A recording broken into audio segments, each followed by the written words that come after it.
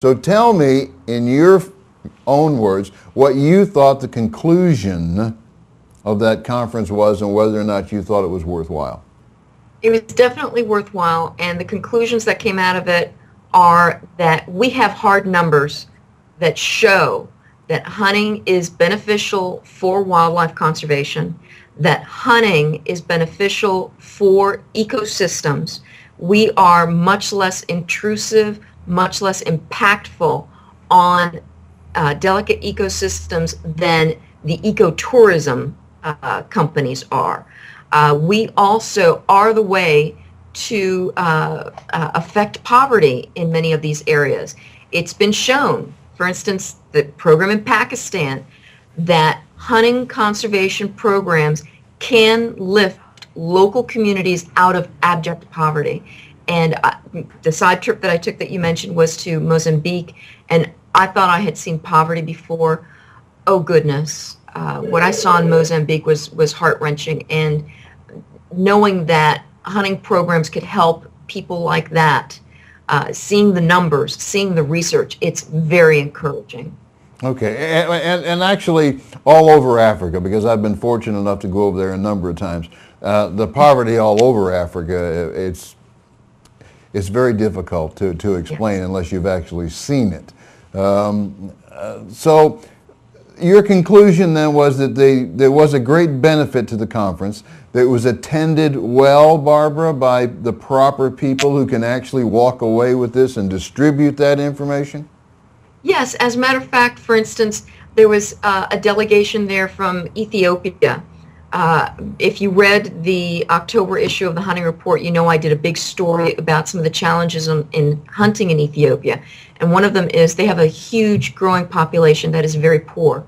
And they were there to learn from some of these other countries that have had these successful conservation programs that have benefited the communities while protecting wild areas and protecting wildlife. So they went to that program specifically to learn more about these kinds of programs and the successes that other countries have had, so that they can take those programs and adapt them in Ethiopia. There were delegates from all over the world looking at programs like this, and also organizations from different parts of the world, for instance, Australia, where they're having a really hard time with anti-hunting groups down there. So they were able to come away with some very good research and support for hunting and for the benefits of hunting, and hopefully they'll be able to apply that with some success in those areas as well. Okay, I've got a couple of questions here on the computer. One of them is, did that conference also address, for instance, they're interested in trophies and the fact that they've had problems with trophies by the look of this. They've had trophy problems in the past coming in out of Africa. Did any of that conference address any of that? Was that in there at all? You mean the export and import of trophies? Right. I addressed that. You did. Hey! Good for you. And? Yes. Well, there's a variety of problems. For instance, U.S. Fish and Wildlife is one of the biggest problems. In the draconian regulations that they implemented 2 years ago, where they make hunters responsible for basically clerical errors that are not their fault. They've made the forms much more difficult to fill out, and they've added a bunch of check boxes and different things that they insist have to be on these CITES forms in order to export your trophies. Because of some of these, they've caused a number of backups. They caused huge delays in Zimbabwe.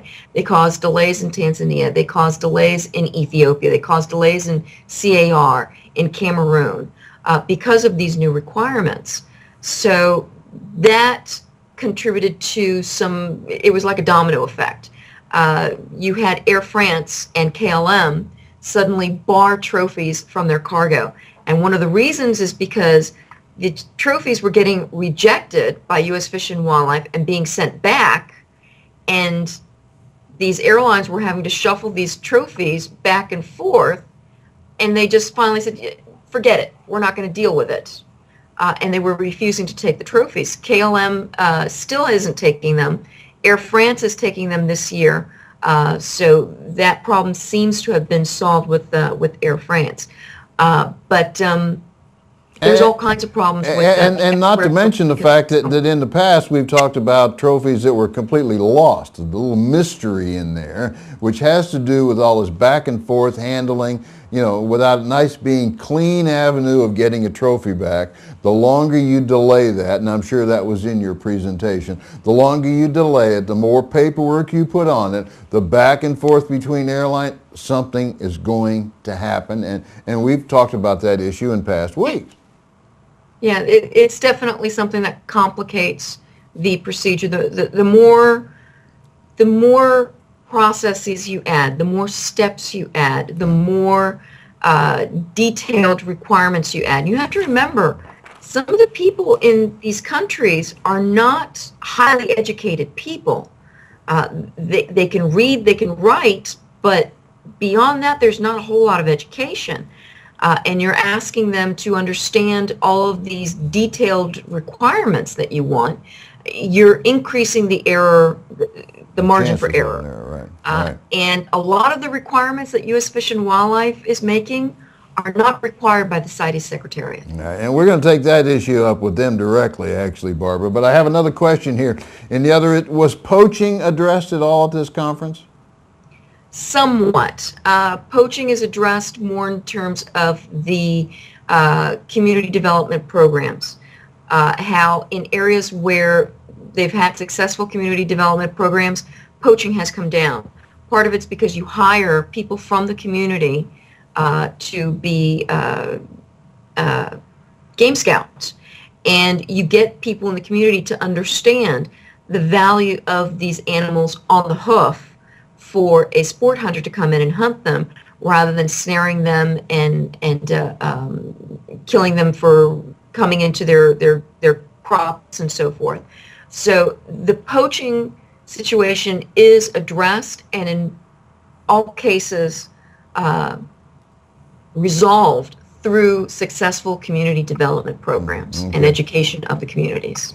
Okay, let me just ask another question, though, because I'm getting something like this over here. Did the conference at all break up into smaller meetings where actually people were able to exchange ideas on a one-to-one basis and maybe make a conclusion? Or was it handled just like a conference? You get up, you make the presentation, you hope everybody's taking notes, and all of a sudden, boom, they're out the door 3 days later. I mean, was there any breaking up and getting together of maybe country officials and discussions of maybe what was taking place at the conference? Well, after each presentation, the entire group had the opportunity to ask questions and get further clarification from the presenter. Okay. And then there were breaks throughout the day, and everybody could get together with whoever they wanted more information from. And so there was the opportunity for some of that one-on-one, but after every single presentation, the floor was open for discussion. Oh, okay, good. Oh, okay, good.